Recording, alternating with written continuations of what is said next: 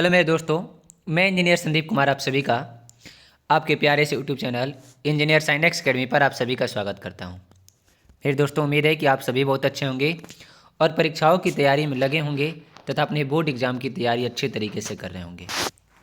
तो मेरे दोस्तों, आज के क्लास में हम लोग जो बिहार बोर्ड के द्वारा जो मॉडल पेपर जारी किया गया है, मॉडल क्वेश्चन पेपर, उस मॉडल क्वेश्चन पेपर को सॉल्यूशन उसके हल के साथ हम क्या करने वाले हैं, देखने वाले हैं कि उन ऑब्जेक्टिव प्रश्नों को मुख्य रूप से इसमें हम ऑब्जेक्टिव प्रश्न को क्या करेंगे, सॉल्व करेंगे और सभी ऑब्जेक्टिव प्रश्न को 100% सही उत्तर के साथ देखने का भी क्या करेंगे, प्रयास करेंगे। मेरे दोस्तों, आज के क्लास में हम विज्ञान जो आपका साइंस है, उस साइंस के ऑब्जेक्टिव प्रश्न आज के क्लास में हल करने वाले हैं, समझने वाले हैं। एक एक करके मैं सबको आपको जितने भी मॉडल पेपर जो आपके सब्जेक्ट है, पांचों विषय के मॉडल पेपर आप सभी के सामने सॉल्व करके आप सभी को अच्छे तरीके से आपके सामने ले करके आऊँगा। तो चलिए मेरे दोस्तों, आज की क्लास की शुरुआत करते हैं और जो बिहार बोर्ड के द्वारा मॉडल पेपर विज्ञान जो जारी किया गया है, उस विज्ञान के ऑब्जेक्टिव प्रश्न को सॉल्व करने का क्या करते हैं मेरे दोस्तों, प्रयास करते हैं। तो चलिए मेरे दोस्तों, शुरुआत करते हैं आज के सेशन की और देखते हैं पहला क्वेश्चन जो इसमें का दिया है। मेरे दोस्तों, इसमें पहले क्वेश्चन में 180 तक ऑब्जेक्टिव प्रश्न रहते हैं, जिसमें से 40 प्रश्नों को आपको उत्तर देना रहता है। आप लोग इस बात को क्या करेंगे, ध्यान रखेंगे। तो चलिए देखते हैं, शुरू करते हैं। पहला प्रश्न आपका दिया है कि समतल दर्पण की फोकस दूरी होती है। तो समतल दर्पण की फोकस दूरी जो रहती है वह क्या होती है, अनंत होती है मेरे दोस्तों। तो ऑप्शन नंबर सी इसका क्या हो जाएगा, सही उत्तर हो जाएगा। अगला प्रश्न देखते हैं, वास्तविक प्रतिबिंब दर्पण के किस ओर बनता है। तो वास्तविक प्रतिबिंब जो रहता है मेरे दोस्तों, वह हमेशा जो रहता है वह दर्पण की क्या होता है, आगे बनता है क्या, वास्तविक प्रतिबिंब, और पीछे जो रहता है वह काल्पनिक प्रतिबिंब बनता है। तो पूछ रहा है वास्तविक प्रतिबिंब, तो ऑप्शन बी बिल्कुल क्या हो जाएगा, सही उत्तर हो जाएगा। तीसरा प्रश्न है कि यदि आपतन कोण 30 डिग्री हो तो परावर्तित किरण आपतित किरण के बीच का कोण। कह रहा है कि आपतन कोण, तो यह क्या होता है, बीच में अविलंब होता है, इधर से आपतित किरण आती है, यह क्या होती है, परावर्तित किरण। तो कह रहा है कि आपतन कोण 30 डिग्री है, तो कह रहा है कि परावर्तित किरण और आपतित किरण, यानी यह आपतित किरण और यह क्या, परावर्तित किरण के बीच कितना डिग्री, तो यह 30 डिग्री, यह भी कितना डिग्री, 30 डिग्री, क्योंकि आपतन कोण परावर्तन कोण के बराबर होता है। तो 30 और 30 कितना हो जाएगा, 60, इसलिए ऑप्शन डी बिल्कुल क्या हो जाएगा, सही उत्तर हो जाएगा। नेक्स्ट प्रश्न है 4 नंबर कि एक दर्पण पर आपतित प्रकाश की चाल सी है तो प्रवर्तित प्रकाश की चाल। अब मेरे दोस्तों, जो आपतित होती है किरण, अगर उसकी चाल क्या है, सी है, तो जी चाल रहेगा आपतित किरण का, वहीं परावर्तित किरण का भी रहेगा। तो सी दिया है, तो इसका भी क्या हो जाएगा, सी बिल्कुल सही उत्तर हो जाएगा। अगला प्रश्न देखते हैं, पांचवा कह रहा है कि गोलीय दर्पण में कार्तीय चिन्ह परिपाटी के अनुसार मूल बिंदु लिया जाता है। तो गोलीय दर्पण में कार्तीय चिन्ह परिपाटी के अनुसार जो मूल बिंदु रहता है, जैसे यह क्या हो गया, दर्पण हो गया, इस दर्पण में जो मूल बिंदु रहता है उसको ध्रुव पर लिया जाता है। कहाँ पर लिया जाता है, ध्रुव पर। तो सही उत्तर क्या हो जाएगा, सी हो जाएगा। 6 नंबर प्रश्न है कि जब प्रकाश सघन से विरल माध्यम में जाता है तो इसकी गति। तो जब प्रकाश क्या होता है मेरे दोस्तों, सघन से विरल में अगर जाता है तो वह क्या हो जाता है, उसकी गति घट जाती है, इसलिए इसका ऑप्शन नंबर बी बिल्कुल क्या हो जाएगा, सही उत्तर हो जाएगा। अगला प्रश्न है 7 नंबर, अपवर्तन के कारण कौन सी राशि बदलती है। तो अपवर्तन के कारण जो रहता है मेरे दोस्तों, आवृत्ति नहीं बदलता है, रंग भी नहीं बदलता है, क्या बदल जाता है, तरंगदैर्घ्य बदल जाता है। नेक्स्ट प्रश्न है 50 सेंटीमीटर फोकस दूरी वाले लेंस की शक्ति। तो 50 सेंटीमीटर फोकस दूरी वाले लेंस की शक्ति क्या होता है, 100 बटा क्या होता है, फोकस दूरी होता है 50 दिया है, तो क्या हो जाएगा, 50 दूना 100, यानी 2 डायऑप्टर क्या हो जाएगा, इसका सही उत्तर हो जाएगा। अगला प्रश्न है तैलीय कागज होता है। अब तैलीय कागज, कोई कागज में दोस्तों क्या रहता है, तेल से भीगा हुआ रहता है, तो थोड़ा बहुत आर पर क्या होता है, दिखाई देता है, उसको क्या बोलते हैं, पारभाषक बोलते हैं, ट्रांसलूसेंट बोलते हैं, यानी ऑप्शन नंबर सी क्या हो जाएगा, सही उत्तर हो जाएगा। पारदर्शक का मतलब होता है जिसके आर पर पूरी तरह से साफ सुथरा क्या हो जाए, दिखाई दे। 10 नंबर है कि प्रकाश की चाल न्यूनतम होती है। तो प्रकाश की चाल न्यूनतम जो होती है वह कांच में होती है। किस में होती है, कांच में। वायु में क्या होती है, सबसे अधिक होती है। अगला प्रश्न है 11 नंबर कि निम्नलिखित में से किस भाग पर मानव नेत्र में किसी वस्तु का प्रतिबिंब बनता है। तो मानव नेत्र में कहाँ बनता है, रेटिना यानी दृष्टि पटल पर क्या होता है, प्रतिबिंब बनता है। नेक्स्ट प्रश्न है 12 नंबर कि नेत्र का पारदर्शी अग्रभाग कहलाता है। तो नेत्र का पारदर्शी भाग जो रहता है उसको क्या कहते हैं, कॉर्निया कहते हैं, यानी ऑप्शन नंबर बी बिल्कुल क्या हो जाएगा, सही उत्तर हो जाएगा। अगला प्रश्न है कि बाइफोकल लेंस द्वारा कौन सा दोष सुधारा जाता है। तो बाइफोकल लेंस के द्वारा जिसमें दोनों दोष रहते हैं उसको जरा दृष्टि दोष कहते हैं। निकट और दूर दोनों रहता है, उसको बाइफोकल लेंस के द्वारा क्या किया जाता है, सही किया जाता है। तो इसका ऑप्शन सी सही हो जाएगा। अगला है 14 नंबर प्रश्न है कि रॉड्स कोशिकाएं किसके प्रति संवेदनशील होती हैं। तो मेरे दोस्तों हमारी आंख में दो प्रकार की, एक रॉड कोशिका होती है और एक कोन कोशिका होती है, एक शंकु के आकार का और एक रॉड के आकार का, छड़ के आकार का। तो कह रहा है कि रॉड कोशिकाएं किसके प्रति संवेदनशील। तो रॉड जो रहता है वह धुंधली अंधेरों में देखने के लिए रहता है, यानी धुंधली रोशनी के प्रति रहता है, और कोन जो रहता है वह रंग को बताने के लिए रहता है। तो रॉड किसके लिए, धुंधली रोशनी यानी डिम लाइट में क्या करता है, देखने की क्षमता दिखाता है, करता है। अगला है कि ब्लाइंड स्पॉट में नहीं होता है। तो ब्लाइंड स्पॉट में मेरे दोस्तों क्या नहीं होता है, रॉड्स और कोन कोशिकाएं जो रहती है वह नहीं होती है। नेक्स्ट प्रश्न है कि विद्युत फ्यूज विद्युत धारा के किस प्रभाव पर कार्य करता है। तो विद्युत फ्यूज जो रहता है मेरे दोस्तों वह किस पर कार्य करता है, ऊष्मीय प्रभाव पर करता है। अगर उसमें क्या हो जाता है, बढ़ जाता है तो फ्यूज क्या हो जाता है, खराब हो जाता है। किस उपकरण में धन और ऋण का चिन्ह नहीं होता। तो किस में होता है, कुंडली में मेरे दोस्तों धन और ऋण का चिन्ह नहीं होता है, बाकी वोल्ट मीटर, विद्युत सेल, ए मीटर तीनों में होता है। अगला प्रश्न है कि निम्नलिखित में कौन सा मात्रक W के वाट के बराबर है। तो शक्ति का मात्रक क्या होता है, जूल प्रति क्या होता है, सेकंड होता है, यानी ऑप्शन बी क्या हो जाएगा, बिल्कुल सही उत्तर हो जाएगा। नेक्स्ट प्रश्न है कि विद्युत हीटर के तार की कुंडली बनी होती है। तो विद्युत हीटर के तार की कुंडली जो होती है वह नाइक्रोम की बनी होती है, यानी ऑप्शन डी बिल्कुल क्या हो जाएगा, सही उत्तर हो जाएगा। अगला प्रश्न है 20 नंबर कि कार्य करने की क्षमता। तो कार्य करने की क्षमता क्या होती है मेरे दोस्तों, ऊर्जा को कहते हैं, उसको क्या कहते हैं, ऊर्जा, यानी आपके अंदर कितनी हिम्मत है उसी को क्या कहा जाता है, ऊर्जा कहा जाता है। अगला प्रश्न है विद्युत धारा के चुंबकीय प्रभाव की खोज किसने की थी। तो विद्युत धारा के चुंबकीय प्रभाव की खोज ऑस्टेड ने की थी। किसने की थी, ऑस्टेड, यानी ऑप्शन नंबर ए बिल्कुल क्या हो जाएगा, सही उत्तर हो जाएगा। नेक्स्ट प्रश्न है मेरे दोस्तों कि चुंबकीय बल रेखा की प्रकृति होती है। तो चुंबकीय बल रेखा की जो प्रकृति होती है मेरे दोस्तों वो क्या होती है, काल्पनिक होती है, यानी ऑप्शन नंबर क्या हो जाएगा, ए बिल्कुल क्या हो जाएगा, सही उत्तर हो जाएगा। आप भी मेरे दोस्तों प्रश्नों का जवाब देने का प्रयास करेंगे कि आप कितने 80 में से कितने प्रश्नों का सही उत्तर आप जवाब दे रहे हैं, आप भी क्या करेंगे, जांच करेंगे। चलिए बढ़ते अगले प्रश्न की ओर। 23 नंबर कि विद्युत धारा उत्पन्न करने की युक्ति को कहते हैं। तो विद्युत धारा उत्पन्न करने की युक्ति को मेरे दोस्तों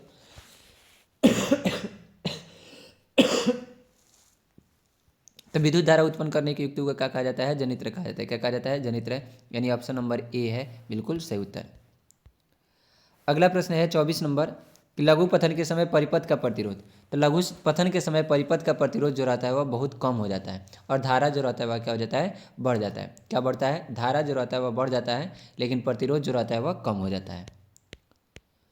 अगला प्रश्न है 25 नंबर कि नाभिकीय ऊर्जा प्राप्त करने हेतु आवश्यक तत्व है। तो नाभिकीय ऊर्जा प्राप्त करने हेतु आवश्यक तत्व जो है वह क्या है, यूरेनियम है। क्या है, यूरेनियम, जिससे नाभिकीय ऊर्जा क्या किया जाता है, प्राप्त किया जाता है। अगला प्रश्न है 26 नंबर कि प्रकृति में पृथ्वी पर ऊर्जा का मुख्य स्रोत। तो प्रकृति में पृथ्वी पर ऊर्जा का जो मुख्य स्रोत है वह क्या है, सूर्य है, यानी इसका ऑप्शन नंबर बी बिल्कुल क्या हो जाएगा, तो सही उत्तर हो जाएगा। अगला प्रश्न है निम्न में से किसका अर्थ जल होता है। तो जल जो रहता है वह किसका अर्थ होता है, हाइड्रो का होता है। यह केमिस्ट्री का मेरे दोस्तों प्रश्न क्या हो जाता है, शुरू हो जाता है।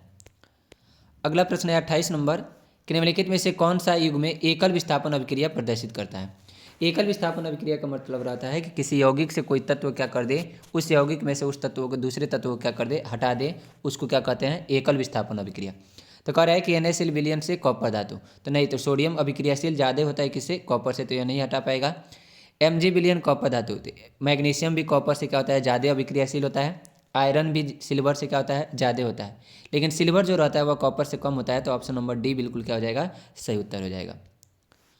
अगला प्रश्न है कि साग सब्जियों का विघटित होकर कंपोस्ट बनना किस प्रकार की अभिक्रिया है। तो ऊष्माक्षेपी होता है। कैसा होता है मेरे दोस्तों, ऊष्माक्षेपी, यानी ऑप्शन नंबर बी सही उत्तर हो जाएगा।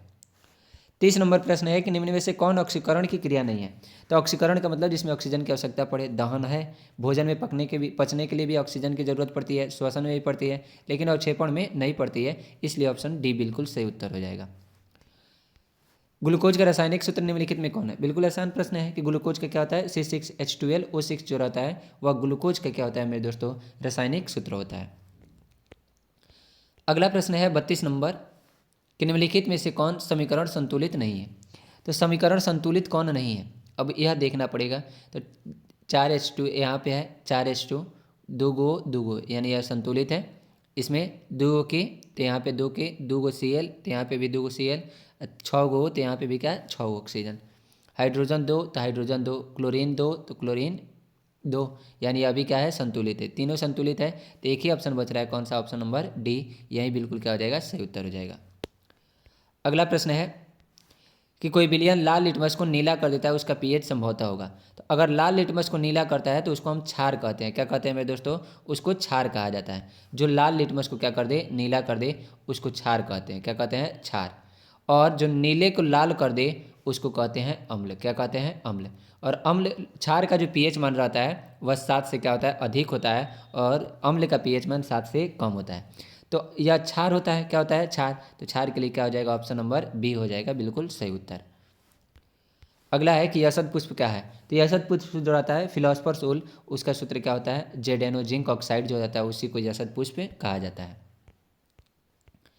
नेक्स्ट प्रश्न है 35 नंबर, निम्नलिखित में से कौन गैस चूने के पानी को दुधिया कर देता है? तो गैस चूने के पानी को दुधिया करने वाला कौन सा है? कार्बन डाइऑक्साइड गैस होता है, CO2 होता है। 36 नंबर प्रश्न है मधुमक्खी के डंक में निम्नलिखित में कौन सा अम्ल होता है? तो मधुमक्खी के डंक में फॉर्मिक अम्ल होता है। क्या होता है? फॉर्मिक। लेकिन यहाँ पर IPAC नाम दिया है तो IPAC में फॉर्मिक को क्या कहते हैं? मेथनोइक कहते हैं, इसलिए ऑप्शन नंबर ए बिल्कुल क्या हो जाएगा सही उत्तर। अगला है प्लास्टर ऑफ पेरिस का सूत्र। तो प्लास्टर ऑफ पेरिस का हाफ H2O के साथ होता है, तो CaSO4 इंटू क्या हो जाएगा हाफ H2O। नेक्स्ट प्रश्न है कि अम्ल और क्षार आपस में अभिक्रिया कर बनाते हैं। तो अम्ल और क्षार आपस में अभिक्रिया करके लवण बनाता है। क्या बनाता है? लवण, यानी ऑप्शन नंबर सी बिल्कुल क्या हो जाएगा सही उत्तर हो जाएगा। अगला प्रश्न है निम्नलिखित में से किस तत्व में संयोजी इलेक्ट्रॉनों की संख्या सबसे अधिक है? यानी बाहरी कक्षा में इलेक्ट्रॉनों की संख्या किसमें सबसे अधिक है? तो सिलिकॉन का परमाणु संख्या कितना होता है? 14। तो इसको अगर सजाएंगे तो 2 हो जाएगा, 8 हो जाएगा और क्या हो जाएगा 4। फास्फोरस का क्या होता है? 15 होता है, तो इसको 2, 8 और क्या 5। एल्युमिनियम का परमाणु संख्या 13, तो इसको 2, 8 और क्या 3। वहीं सोडियम का 11 होता है, तो इसको 2, 8 और क्या 1। तो सबसे ज़्यादा किस में है? 5 फास्फोरस में है, तो ऑप्शन नंबर सी बिल्कुल सही उत्तर हो जाएगा। अगला है क्यूप्राइट निम्नांकित में किस धातु का अयस्क है? तो क्यूप्राइट जो है वह कॉपर का अयस्क होता है। किसका होता है? कॉपर का। तो ऑप्शन नंबर सी बिल्कुल सही उत्तर हो जाएगा। नेक्स्ट प्रश्न है ऑक्सीजन की संयोजकता होती है। तो ऑक्सीजन की संयोजकता बाहरी कक्षा में कितने इलेक्ट्रॉन? अब संयोजकता निकालने की बात करते हैं तो परमाणु संख्या कितना होता है? 8 होता है। तो पहले कक्षा में 2, दूसरे में कितना 6। और संयोजकता निकालने के लिए 8 में से बाहरी कक्षा अगर 4 से अधिक है तो घटा देते हैं। तो 8 में से 6 हो जाएगा, कितना हो जाएगा 2। तो इसके लिए सही उत्तर क्या हो जाएगा? ऑप्शन नंबर 2 बिल्कुल सही उत्तर हो जाएगा। अगला है गंधक की परमाणु संख्या। तो गंधक को सल्फर कहा जाता है। क्या कहा जाता है? सल्फर। और सल्फर का परमाणु संख्या जो रहता है वह 16 होता है। कितना होता है? 16 होता है। फास्फोरस का 15, क्लोरीन का 17, सिलिकॉन का कितना होता है? 14 होता है। नेक्स्ट प्रश्न है 43 नंबर कि अभिक्रियाशील समूह CO को कहते हैं। तो एल्डिहाइड का क्या होता है? CHO होता है। वहीं अल्कोहल का क्या होता है? OH होता है। ईथर का क्या होता है? O होता है। कार्बोनिल समूह का क्या होता है? CO होता है। तो ऑप्शन नंबर डी बिल्कुल सही उत्तर हो जाएगा। 44 नंबर प्रश्न है कि बिल्डिंग में किस गैस का उपयोग होता है? तो बिल्डिंग में जो रहता है मेरे दोस्तों किस एथाइन एथाइन का उपयोग होता है, यानी ऑप्शन नंबर बी बिल्कुल क्या हो जाएगा सही उत्तर हो जाएगा। 45 नंबर प्रश्न है कि कार्बन आवर्त सारणी के किस वर्ग का सदस्य है? तो कार्बन जो रहता है वह आवर्त सारणी के किस वर्ग का सदस्य रहता है? तो वह 14 वर्ग का क्या है? सदस्य है। कौन? कार्बन, यानी ऑप्शन नंबर डी बिल्कुल क्या हो जाएगा सही उत्तर हो जाएगा। अगला प्रश्न है एथाइन में कार्बन कार्बन परमाणुओं के बीच कितने सहसंयोजक बंधन होते हैं? तो एथाइन में कितने होते हैं मेरे दोस्तों? 3 होते हैं। और एथेन कहेगा या एथेन, तो अगर इसमें देखा जाएगा मेरे दोस्तों कितना होता है? एल्केन में कितना होता है? एल्केन में 1 होता है, और एल्केन में 2 होता है, और अल्काइन में कितना होता है? 3। तो अल्काइन के अनुसार ये एथाइन दिया है तो कितना हो जाएगा? 3 हो जाएगा। ऑप्शन नंबर सी बिल्कुल सही उत्तर हो जाएगा। 47 नंबर है कि निम्नलिखित में से कौन सबसे अधिक क्रियाशील हैलोजन है? तो सबसे अधिक क्रियाशील हैलोजन फ्लोरीन होता है। क्या होता है? फ्लोरीन, यानी ऑप्शन नंबर ए बिल्कुल क्या हो जाएगा सही उत्तर। अगला प्रश्न है कि आवर्त सारणी में कितने आवर्त होते हैं? तो आवर्त सारणी में जो क्षैतिज होता है उसको आवर्त कहा जाता है, और जो उदग्र रहता है उसको क्या कहा जाता है? वर्ग कहते हैं। तो आवर्त कह रहे हैं तो आवर्त कितने होते हैं? 7 होते हैं। और वर्ग की संख्या अगर बात करें तो वह कितना होता है? 18 होता है। कितना होता है? 18। अगला प्रश्न देखते हैं 49 नंबर कि पोटेशियम की परमाणु संख्या 19 है तो इसकी संयोजकता क्या है? तो 19 को सजाएंगे 2, 8 8 और क्या 1, तो अंतिम में कितने हैं 1 है, तो संयोजकता कितना हो जाएगा 1 हो जाएगा। तो ऑप्शन नंबर ए बिल्कुल क्या हो जाएगा सही उत्तर। अगला प्रश्न है 50 नंबर, कि आधुनिक आवर्त सारणी में ऊर्ध्वाधर स्तंभों को कहते हैं। तो ऊर्ध्वाधर वर्टिकल कॉलम जो रहता है उसको वर्ग कहा जाता है। तो ऑप्शन नंबर कितना हो जाएगा 18, बिल्कुल डी ऑप्शन क्या हो जाएगा सही उत्तर हो जाएगा। आवर्त कितना होता है तो 7 होता है। अगला है 51 नंबर प्रश्न है कि निम्नलिखित संकेतों द्वारा व्यक्त तत्वों के कौन सा धातु है। अब मेरे दोस्तों क्या है कि कोई धातु दिया है और ऊपर उसका भार दिया है, भार जो रहता है ऊपर रहता है, यानी हम क्या करते हैं भार सिर पर रखते हैं और परमाणु संख्या कहाँ रहता है पैर में रहता है। तो ऊपर वाला भार हो गया, नीचे वाला क्या परमाणु संख्या।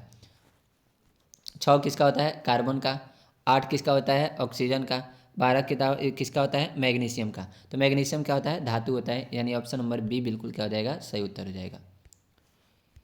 52 नंबर प्रश्न है कि निम्नलिखित में वनों पर आधारित उद्योग कौन है। तो वनों पर आधारित उद्योग कागज उद्योग है, टिम्बर उद्योग भी है, लाख उद्योग या लाख के क्या होते हैं कीड़े होते हैं।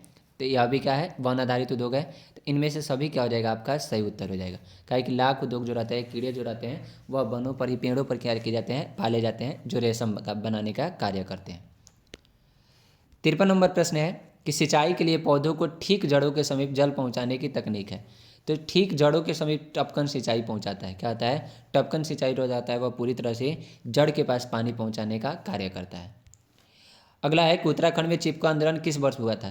तो चिपको आंदोलन जो था वह उत्तराखंड में हुआ था 1971-72 के समय में। तो ऑप्शन नंबर ए बिल्कुल क्या हो जाएगा सही उत्तर। चिपको आंदोलन के जो नेता थे वह सुंदरलाल बहुगुणा थे। कौन थे सुंदरलाल बहुगुणा। अगला प्रश्न है कि कवक में पोषण की कौन सी विधि पाई जाती है। तो कवक में पोषण के मृत पोषी होती है, क्या कि हमारे सड़े गले जीवों क्या करता है चीज़ों को खाता है। 56 नंबर प्रश्न है कि निम्न में से कौन एक जैविक प्रक्रम द्वारा अपघटित होने वाला पदार्थ है। तो जैविक पॉलीथीन तो होगा नहीं, रबर भी नहीं होता है, मृत घास पत्ते जो रहते हैं वह क्या हो जाएगा अपघटित हो जाएगा, उसके मिट्टी में क्या हो जाता है मिल जाता है। अगला है कि मनुष्य में पाचन क्रिया का आरंभ होता है। तो पाचन क्रिया का आरंभ कहाँ से होता है मुख गुहा से होता है।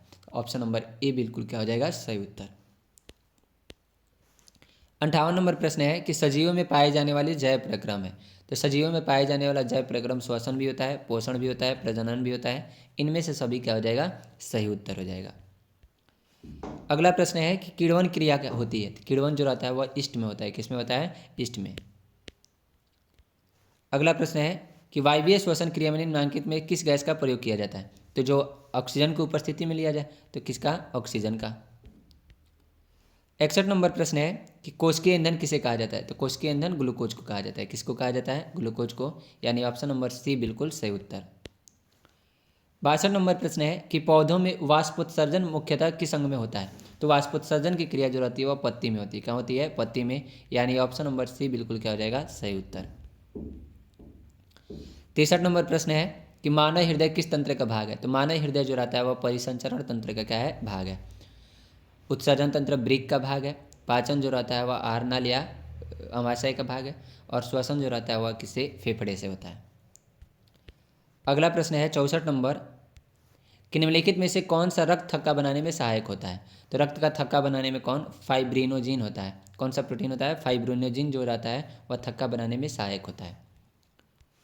अगला है पादप अपशिष्ट संचित रहते हैं। तो पादप अपशिष्ट छाल में, पत्ते में, कोशिकीय रिक्ता, इनमें से क्या हो जाएगा सभी आपका सही उत्तर हो जाएगा। अगला प्रश्न है कि एमिनो अम्ल के विखंडन से क्या बनता है। तो एमिनो अम्ल के विखंडन से जो रहता है एमीन बनता है। क्या बनता है अमीन, यानी NH3 का अमोनिया यह बनता है। 67 नंबर प्रश्न है कि ब्रेक का प्रधान कार्य। तो ब्रेक का प्रधान कार्य जो रहता है वह उत्सर्जन का होता है। किसका होता है उत्सर्जन का, यानी ऑप्शन नंबर बी बिल्कुल क्या हो जाएगा सही उत्तर हो जाएगा। पाचन का कार्य कौन अमाशय करता है। ब्रेक का कार्य ब्रेक जो रहता है सॉरी प्रजनन का कार्य जो रहता है वह किसके द्वारा होता है। तो वह शुक्राणु अंडाणु के द्वारा होता है। ATP का निर्माण माइटोकॉन्ड्रिया के द्वारा होता है। अगला प्रश्न है इनमें से कौन पादप हार्मोन है। तो पादप हार्मोन जो है इसमें से कौन सा है पादप हार्मोन जो है कौन है साइटोकाइनिन है, यानी ऑप्शन नंबर डी।